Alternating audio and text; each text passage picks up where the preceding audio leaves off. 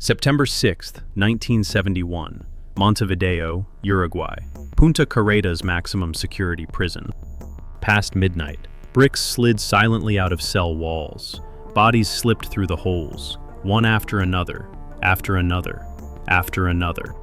And the craziest part? When the sun rose that morning, 111 men had vanished from the most secure prison in Uruguay.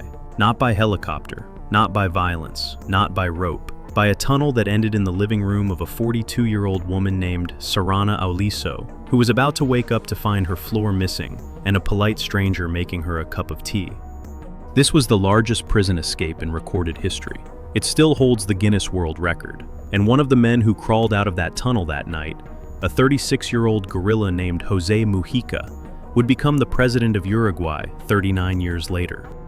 But this isn't just a story about a tunnel. It's about a code name that translated to the abuse because the prisoners wanted to humiliate the government. It's about a 1971 tunnel that accidentally crossed paths with a 1921 tunnel and saved everyone's life. And it's about a maximum security prison that no longer exists. Because today, where the guard towers once stood, there is a McDonald's, a movie theater, and a luxury shopping mall. The old prison gate is now the entrance to the food court. A man once hid a map of a prison inside a small nylon capsule. He gave it to his girlfriend. She kissed him. She swallowed it. She let it pass through her body. Then she gave it back. The prison was Punta Carretas. The map worked.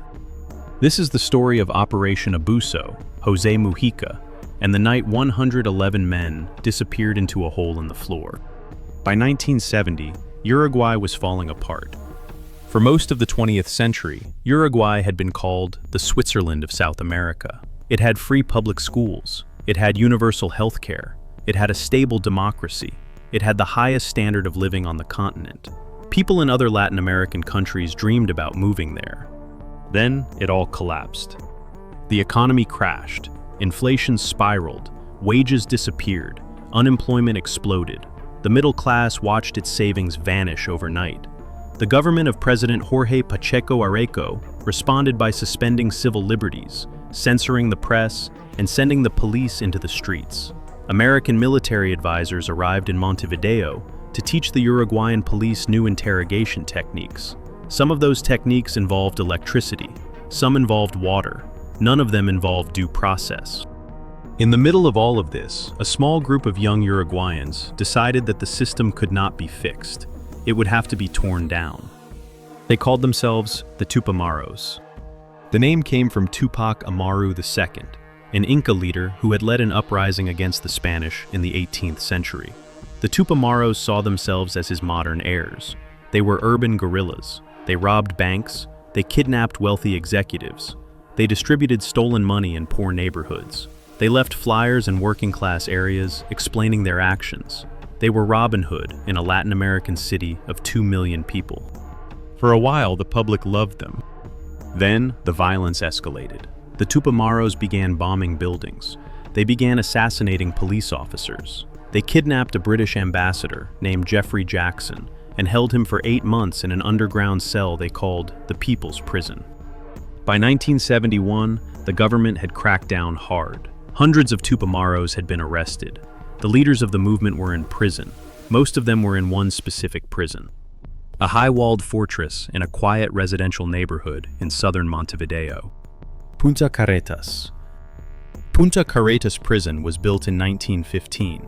20-foot concrete walls, 4 floors, 48 cells per floor. It had been designed to hold the most dangerous criminals in Uruguay. By 1971, it held over 100 political prisoners, including the entire leadership of the Tupamaros. One of those prisoners was a 36-year-old man named Jose Alberto Mujica Cordano. His friends called him Pepe.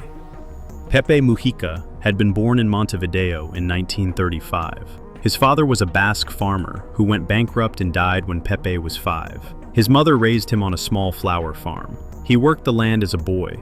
He studied politics as a teenager. By the mid-1960s, he had joined the Tupamaros and become one of their most committed members. In March 1970, Mujica was cornered by police inside a Montevideo bar. He pulled out a gun. He shot 2 officers. They shot back. 6 bullets entered his body. He should have died on the floor. The surgeon on call at the hospital saved his life. He was sent to Punta Carretas. He had already escaped once before. Now, in early 1971, he and the other top Tupamaro leaders inside Punta Carretas were planning to do it again. They formed a small committee called La Comisión Aspirina, the Aspirin Commission. The name was a joke. The job was deadly serious. Their goal was to break out every Tupamaro in the prison, not just a few, all of them, in one night, without firing a single shot. Then, 6 weeks before they planned to move, something happened across town that gave them hope. On July 30th, 1971, 38 female Tupamaros escaped from the women's prison at Cabildo through a tunnel that connected to the city sewer system. It was the largest escape of female political prisoners in Uruguayan history. The press called it Operation Estrella. The government was humiliated. For the men in Punta Carretas, it was something else. It was a rehearsal. The Tupamaros inside Punta Carretas had several advantages they had not earned. The first advantage was the prison itself. Punta Carretas had been built well in 1915. By 1971, it had not been maintained. The mortar between the bricks and the cell walls had decayed. Anyone with a piece of metal and a lot of patience could scrape it away. The walls of the cells were thick. They were also weak. The second advantage was history. In 1931, a group of Spanish anarchists had escaped from Punta Carretas through a tunnel they had dug from a coal shop across the street. The 1931 tunnel had never been completely filled in by prison authorities. It still existed under the streets of Montevideo, abandoned and waiting. The third advantage was even older. In 1921, another group of anarchists had begun a different tunnel near the prison, a tunnel they never finished. That tunnel also still existed underground. The Tupamaros nicknamed the new escape tunnel they were planning Marx, after Karl Marx. The 1921 anarchist tunnel they would later discover beneath them was nicknamed Bakunin, after the Russian anarchist Mikhail Bakunin. Two underground tunnels from two rival traditions of revolutionary thought, about to meet beneath the streets of a quiet Uruguayan neighborhood. The fourth advantage was the simplest. The cells in Punta Carretas had thick wood doors with small openings for food.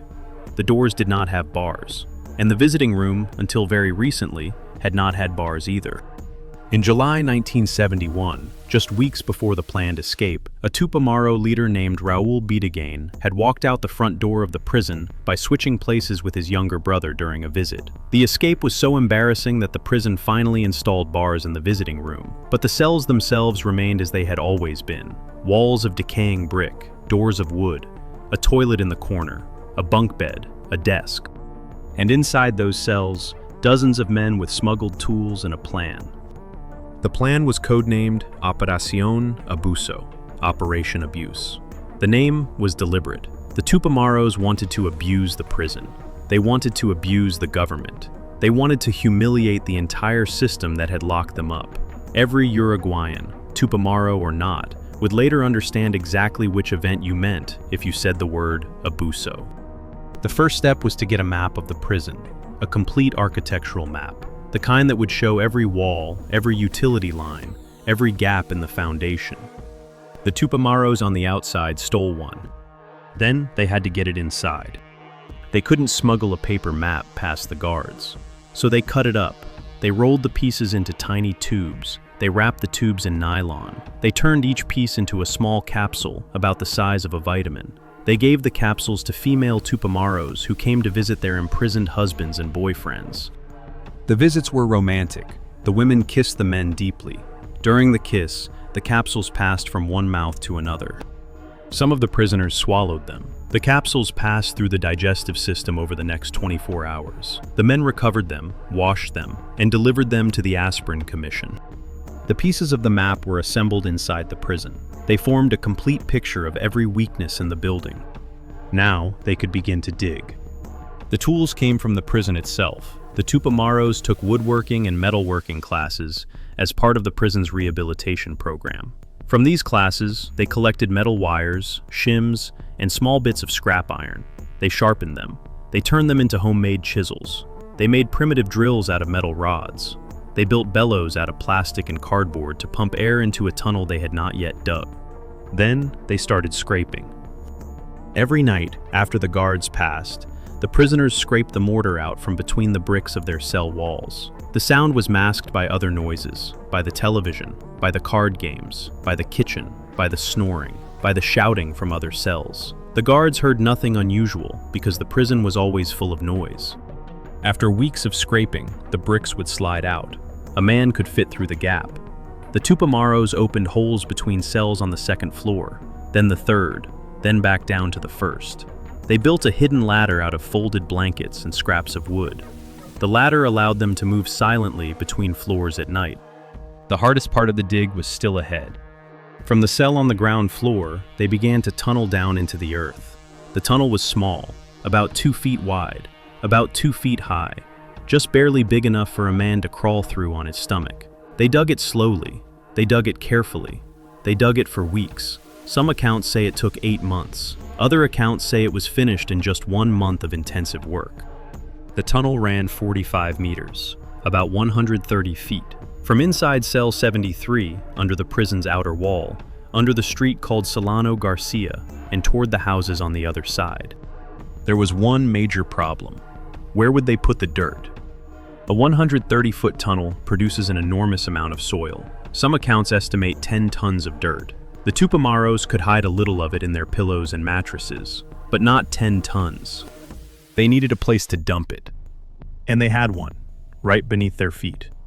The 1931 anarchist tunnel was still there. It was empty. It had been empty for 40 years. The Tupamaros routed their excavation so that the new tunnel intersected with the old one. As they dug forward, they pushed all the loose dirt backward into the cavity of the 1931 tunnel. The old anarchist escape route became their garbage dump. Then, something even better happened.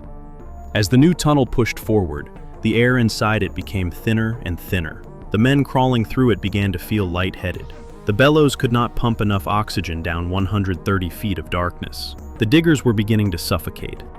That was when they hit the second old tunnel. The 1921 anarchist tunnel was also still there. Forgotten, abandoned, half collapsed, but still connected to a small opening above ground. When the Tupamaro tunnel intersected with it, fresh air flowed into the system. The diggers could breathe again. A communist tunnel and an anarchist tunnel had met by accident under the streets of Montevideo, 50 years apart, and the meeting saved the lives of every man crawling toward freedom. By early September 1971, the tunnel was almost complete. It ended just below the floor of a house at Solano Garcia number 2535, a small home directly across the street from the prison. The house belonged to a 42-year-old woman named Sorana Aliso, who lived there with her elderly mother. Sorana had no idea what was happening beneath her living room floor. She was about to find out. The night of September 5th, 1971, a Sunday, 2 well-dressed young men walked up to the front door of Sorana Aliso's house. They knocked politely. When the door opened, they pulled out pistols. They told Sorana and her mother that they were Tupamaros. They told them that the house was needed for an operation. They told them that no one would be hurt. Sorana and her mother were locked in a back room. Other Tupamaros entered the house. They placed a stethoscope against the floor. They listened. They could hear faint scraping sounds coming from beneath the tiles. They marked the spot. They began to break through. Across the city, in a working-class neighborhood called La Teja, another group of Tupamaros began to organize a riot. They broke windows. They lit fires. They attracted attention. The riot was a diversion.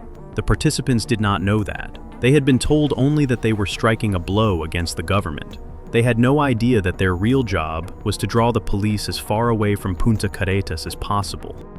Inside the prison, after midnight on September 6th, the men began to move. It was September, still winter in Montevideo, cold, quiet. The first prisoner slipped out of his bunk in cell 73. He pulled the loose bricks out of his wall. He ducked through the opening. The next man followed, then the next, then the next. They moved between the floors using the rope ladder of blankets. They moved silently. No one spoke, no one whispered, hand signals only. The slightest sound of scraping, the faintest creak of wood, nothing more. They reached the entrance to the tunnel. They lined up. One at a time, they crawled in. The tunnel was 130 feet long, 2 feet wide, 2 feet high. A man had to crawl on his stomach the entire way. The only sound was the rustling of prison uniforms against the dirt walls and the soft scraping of knees and elbows. Nothing else. No flashlight, no talking, no coughing, just the slow, silent movement of bodies through the earth. One after the next, after the next, after the next. 100 men, 101, 102. In total, 111 men crawled through that tunnel that night. 106 of them were political prisoners. Of those, the vast majority were Tupamaros. 3 were members of OPR 33. 3 were members of Faro. The other 5 were ordinary criminals who had nothing to do with the political movement, but who had been let in on the plan and invited to come along. Among the Tupamaros crawling through that tunnel was Raul Sendic, the founder of the movement. Eleuterio Fernandez Huidobro, who would later become Uruguay's Minister of Defense. Jorge Manera Luberas, the civil engineer who had designed the tunnel, and a 36-year-old former flower farmer named Jose Mujica. One by one, they emerged through the hole in Serrana Aliso's living room floor. The scene above ground was quiet but tense. Men in dirty prison uniforms climbed up out of the floor. They dusted themselves off. They moved into the next room, where other Tupamaros had set up clothing, weapons, and money. They changed clothes. They were given instructions. They were sent out into the night. At one point during the operation, a Tupamaro named Jorge Zabalza, nicknamed Tambero, noticed that Serrana Aliso, who had been brought out of her back room, was pale and frightened. He walked into her kitchen. He boiled water. He made her a cup of tea. He sat down with her and talked to her quietly until she calmed down. He apologized for the inconvenience. He thanked her for her hospitality. It was 3 in the morning. He had just crawled out of a 130-foot tunnel. He had been a prisoner 30 minutes earlier, and he was making tea for the woman whose floor had just become the doorway to his freedom. Outside, in 2 cars, the top Tupamaro leaders were driven to safe houses. The rest of the escapees were loaded into 2 trucks that dropped them off at pre-arranged meeting points across the city. At each meeting point, more cars were waiting to take them to more safe houses. By 5 a.m. on September 6, 1971, all 111 men were gone. Serrana Aliso and her mother were freed. They stood in their living room, staring at the hole in their floor and the dirt scattered across their white tile. They walked to the front door. They walked across the street. They walked up to the prison wall. They started shouting at the guards in the towers. They yelled, "The Tupamaros escaped! The Tupamaros escaped! We were held hostage for more than 10 hours." The guards looked down at the 2 women in the dim morning light. They laughed. They told them to go home and sleep it off. They thought the women were drunk. Inside the prison, no one realized anything was wrong until the morning head count. Cell 73 was empty. The walls had holes. So did the cells next to it. So did the cells on the floor above. The guards followed the trail. They found the tunnel. They followed the tunnel. They found themselves under Solano Garcia Street. They found themselves under a stranger's living room. By that point, 111 men had been free for hours. The news exploded across Uruguay, then across Latin America, then across the world. Newspapers from Buenos Aires to Madrid to New York ran the story on their front pages. The Tupamaros had pulled off the largest prison break in recorded history. Operation Abuso had earned its name. The Pacheco government had been publicly humiliated. 3 days after the escape, the Tupamaros distributed leaflets in Montevideo. The leaflets celebrated the escape and announced that the British ambassador, Geoffrey Jackson, who had been held for 8 months in their underground people's prison, would be released. He was freed the next day. The Tupamaros no longer needed a hostage. They had something better. They had 111 free men. But the story did not end there. The story barely had a middle. Within months, almost every one of the 111 escapees had been recaptured. Jose Mujica was caught less than a month after the escape. He was returned to Punta Carretas. In April 1972, he escaped a second time, sliding through another tunnel on a wheeled wooden plank. He was caught again within weeks. By the end of 1972, the Tupamaros as a movement had been crushed. Their members were dead, in exile, or back in prison. In June 1973, the Uruguayan military overthrew the civilian government and installed a dictatorship that would last for 12 years. Newspapers were shut down, universities were purged. Tens of thousands of Uruguayans were arrested, thousands more were tortured. Hundreds simply disappeared, their bodies never recovered. The military took the most important Tupamaro leaders, including Mujica, and held them as hostages. The deal was simple. If the Tupamaros on the outside committed any more acts of violence, the hostages would be killed. To make sure the threat was credible, the hostages were kept in conditions designed to break them. They were moved between military barracks. They were held in tiny cells. They were given almost no food. They were tortured for information they no longer had. Mujica spent more than a decade in solitary confinement. He was kept at the bottom of an old horse trough for over 2 years. He was given no books, no visitors, no contact with the outside world. He talked to himself to stay sane. He befriended ants. He befriended frogs. He befriended a colony of rats that lived in his cell. He later said that he had discovered something important about insects during those years. Ants, he said, made a small sound when you picked them up and held them next to your eardrum. In 1985, when democracy returned to Uruguay, Mujica was released under a general amnesty. He was 50 years old. He had spent nearly 15 years in prison. He could barely walk in a straight line. He had no money. He had no career. He went back to his small flower farm on the outskirts of Montevideo and began to grow chrysanthemums. He also married Lucia Topolansky, the female Tupamaro who had helped seize Serrana Oliso's house on the night of the escape, 14 years earlier. They had no children. Then he ran for office. He won a seat in the Uruguayan parliament in 1994. He was elected to the Senate in 1999. He became the Minister of Agriculture in 2005. And in 2009, José Pepe Mujica was elected the 40th President of the Republic of Uruguay. He was 74 years old. As president, he refused to live in the presidential palace. He stayed in his 3-room farmhouse on the outskirts of Montevideo, with a tin roof and a small kitchen, and a beat-up 1987 Volkswagen Beetle parked in the yard. He donated 90% of his presidential salary to charity. He legalized same-sex marriage. He decriminalized abortion. He made Uruguay the first country in the world to legalize the recreational sale of marijuana. The world started calling him the world's poorest president. He rejected the title. He said, "I am not poor. The poor are those who need a great deal."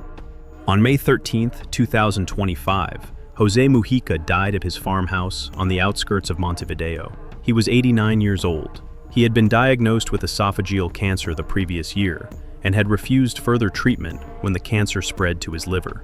The Uruguayan government declared 3 days of national mourning. An estimated 100,000 people attended his funeral. Lucia was at his side when he died. He was buried at the farm where he had lived for most of his life, the same farm where Lucia still lives, the farm whose existence had begun with 2 former guerrillas building a quiet life out of the wreckage of a revolution that had failed.